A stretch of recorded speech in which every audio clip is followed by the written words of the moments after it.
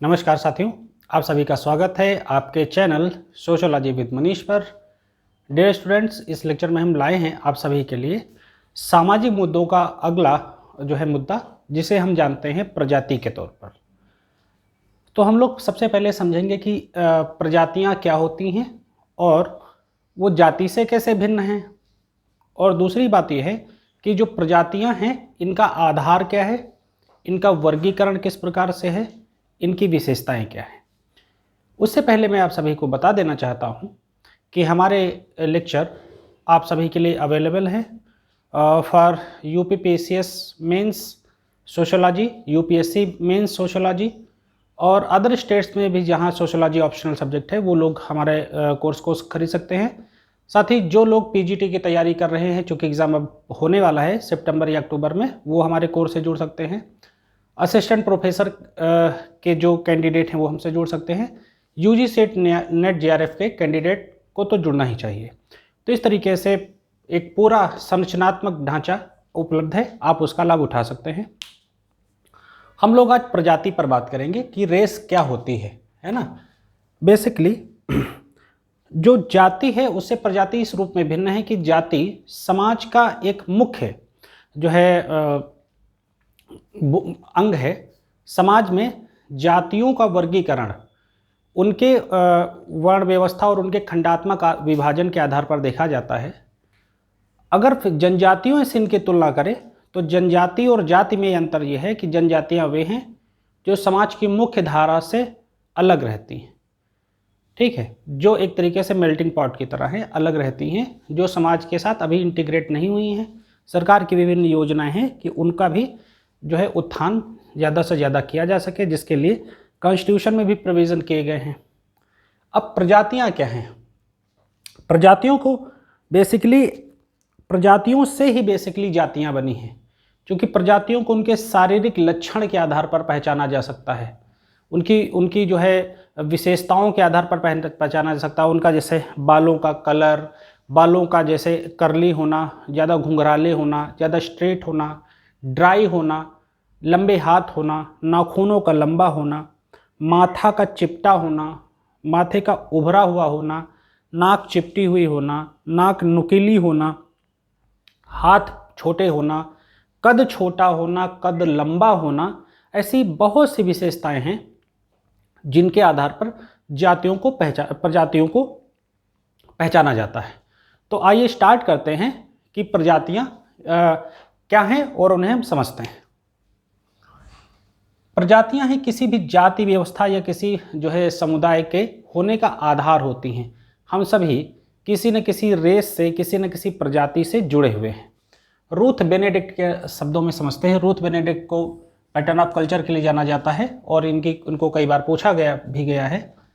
जब ये कहते हैं, जब एक व्यक्ति शारीरिक लक्षणों के आधार पर अन्य व्यक्तियों से पृथक किया जाता है, इसे जैविकी आधार पर निर्धारित किया जाता है। जैसा कि मैंने बताया, शारीरिक लक्षणों के आधार पर पृथक किया जाए, जैसे नाखून क्या है?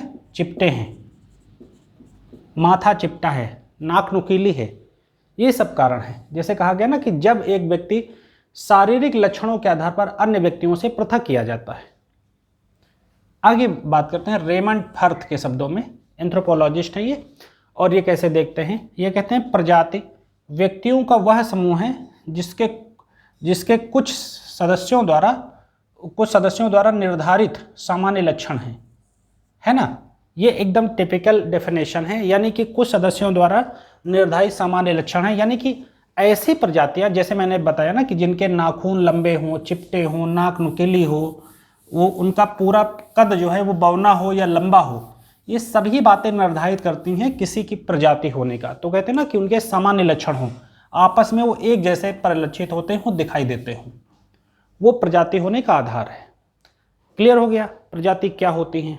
अब आगे बढ़ते हैं। हम लोग भी कहीं कोई ना कोई प्रजाति हैं, और अगर मान लो मानव के होने का सबसे पहले प्रमाण देखा जाए तो अफ्रीका कॉन्टिनेंट में, अफ्रीका गणराज्य में सबसे पहले मानव होने का प्रमाण मिला था, और पहला मानव होमो सेपियंस था, ये पता ही होगा। विशेषताएं, प्रजाति जैविक अवधारणा है, बायोलॉजिकल है ना। बायोलॉजिकल कंसेप्ट है प्रजाति। तो क्लियर है, इनकी शारीरिक विशेषताएं होती हैं जो मैंने भी कई बार बताया। प्रजाति का आकार बहुत बृहद होता है, जैसे मंगोलायड, ऑस्ट्रेलायड, है ना, रमापिथेकस, ये तमाम चीज़ें हैं। या अंतःविवाही समूह होते हैं। अब ये पॉइंट अलग एकदम डिफर करता है कि अंतःविवाही होते हैं, ठीक है, ये क्लियर है। अब उत्पत्ति के आधार पर हम लोग इनकी स्थिति को पहचानते हैं, तो वही कंसेप्ट यहाँ भी लगेगा। जैसे उत्परिवर्तन का सिद्धांत है, तो इसमें क्या कहा गया उत्परिवर्तन इनके उत्पत्ति के सिद्धांत पे, कि जीवों में पाई जाने वाली भिन्नता के आधार पर इन्हें पहचानते हैं। ह्यूगो डी ब्रीज ने कहा है कि इन जो है जीवों में पाई जाने वाली भिन्नता के आधार पर इनको हम पहचान सकते हैं।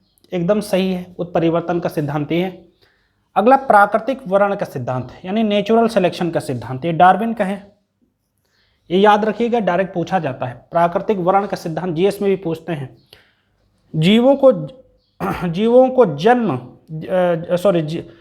को जीवित रहने हेतु प्राकृतिक पर्यावरण से अनुकूलन करना पड़ता है। जो जीव हैं उनको जीवित रहने के लिए प्राकृतिक पर्यावरण से अनुकूलन करना पड़ता है, यानी कि यहीं पर वो कहते हैं सर्वाइवल ऑफ द फिटेस्ट का सिद्धांत भी देते हैं, है ना। और ये जो क्लास है, ये क्लास आपके लिए सोशियोलॉजी के साथ साथ जनरल स्टडीज़ के लिए भी उतनी ही महत्वपूर्ण है, प्रीलिम्स के लिए, प्रीलिम्स टेस्ट के लिए। आगे बात करते हैं, तीसरा कंसेप्ट है अंतः मिश्रण का सिद्धांत। ये ग्रेगर जॉन मेंडल का है।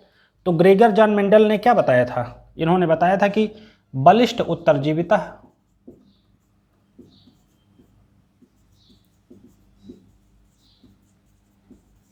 यानी इन्होंने जो है मटर के पौधे पर जब जो है खोज करी थी, तो उन्होंने बताया था कि जो है जो ज़्यादा बेहतर है वो और बेहतर बनता रहेगा।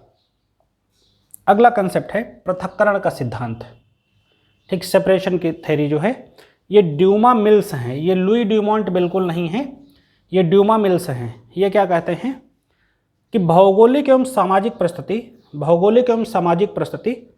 के आधार पर जो है हम प्रजाति को निर्धारित कर सकते हैं। भौगोलिक और सामाजिक परिस्थिति के आधार पर हम प्रजाति को निर्धारित कर सकते हैं।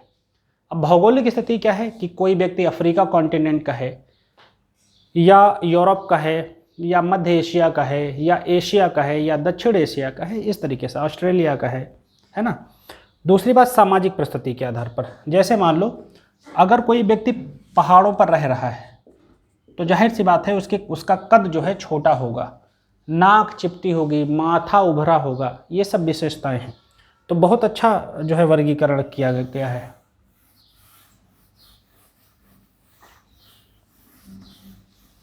आगे बढ़ते हैं। आप सभी लोगों को जो लेक्चर है वो जाहिर सी बात है पसंद आ रहा होगा, इसे ज़्यादा से ज़्यादा लोगों तक शेयर जरूर करते रहें। अब प्रजाति के निर्धारण का आधार क्या है? जैसे मैंने अभी आप लोगों को बताया था, खोपड़ी की बनावट, ये डायरेक्ट पूछ लेते हैं। खोपड़ी की बनावट, शीर्ष देशना, ये तो डायरेक्ट ही पूछा गया है, ये पूरा सूत्र ही पूछा गया है पीजीटी में। शीर्ष देशना बराबर सिर की चौड़ाई गुणे 100 बटा सिर की लंबाई, ये डायरेक्ट पूछा गया। शीर्ष देशना बराबर सिर की चौड़ाई गुणे 100 बटे सिर की लंबाई। फिर दूसरा है खोपड़ी का घनत्व। खोपड़ी के घनत्व में कहा है कि जो पुरुष हैं उनकी खोपड़ी होनी चाहिए 1100 से 1500 सीसी, और जो है ये भी कहा गया कि ऐसी जो है विशेषता काकेशायड प्रजाति में मिलती है, और इन जो नाक है वो लंबी नाक होनी चाहिए। आगे बात करते हैं शारीरिक लक्षणों के आधार पर। तो जैसे ये बहुत इंपॉर्टेंट है, ये चीज़ बहुत इंपॉर्टेंट है। काले वर्ण के लोग कौन होते हैं? निग्रो होते हैं। जैसे कहेंगे यूएसए में भी अब ब्लैक मूवमेंट, जो ब्लैक और वाइट के बीच में जो रेशियल जो चुनौतियां हैं, प्रजाति संघर्ष है, ये देखने को आपको मिल जाएगा, है ना। अभी मैं आप लोगों को एक बात बताता हूँ। WHO के जो इस समय डायरेक्टर हैं टेड्रोस, उन्होंने क्या कहा कि एक तरीके से वैक्सीन रेसिज्म इस समय हो रहा है। वैक्सीन रेसिज्म हो रहा है। यानी कि जो अमीर देश हैं वो टोटल जनसंख्या का 15% हैं और उनके पास 45% वैक्सीन है, और जो गरीब जो है पुअर और जो मिडिल क्लास ये जो है देश हैं उनके पास जनसंख्या का 50% है और उनके पास वैक्सीन का 17% है। तो ये जो रेसिज्म है जो है ये हर जगह पूरे समाज में पूरे दुनिया में दिखाई देता है। जैसे इसको थोड़ा सा और समझते हैं, अगर इसको हिस्ट्री में देखें, मैं ज़्यादा विस्तार नहीं देना चाहता, लेकिन अगर हिस्ट्री में देखें तो क्या कहते थे जो है अंग्रेज क्या कहते थे, अंग्रेज़ों ने जो एक बात करी थी जिससे गांधी जी प्रभावित हुए थे और उन्होंने सत्याग्रह स्टार्ट किए थे। उन्होंने यही तो किया था, पिट्समैरिट्जबर्ग पर जो इनका सामान फेंका दिया था कि फर्स्ट क्लास में वो नहीं ट्रैवल कर सकते। ये भी किया था कि कहते थे कुत्ते एवं भारतीयों का प्रवेश वर्जित है।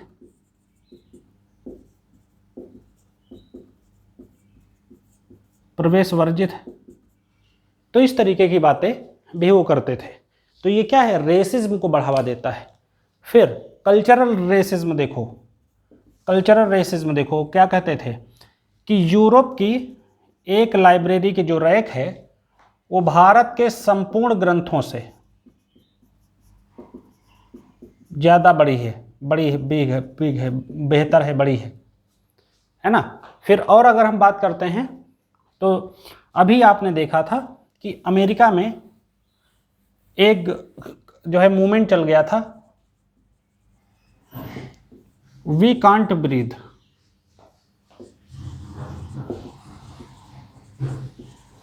इसमें हुआ क्या था कि एक ब्लैक को एक वाइट जो सिपाही ने अपने घुटने से दबाए रखा था जब तक कि वो मर नहीं गया। तो वी कांट ब्रीथ ये जो है एक मोमेंट चलाया गया था।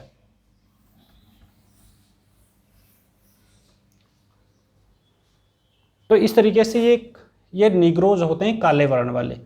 फिर पीत वर्ण वाले जो लोग होते हैं इन्हें मंगोलायड कहा जाता है।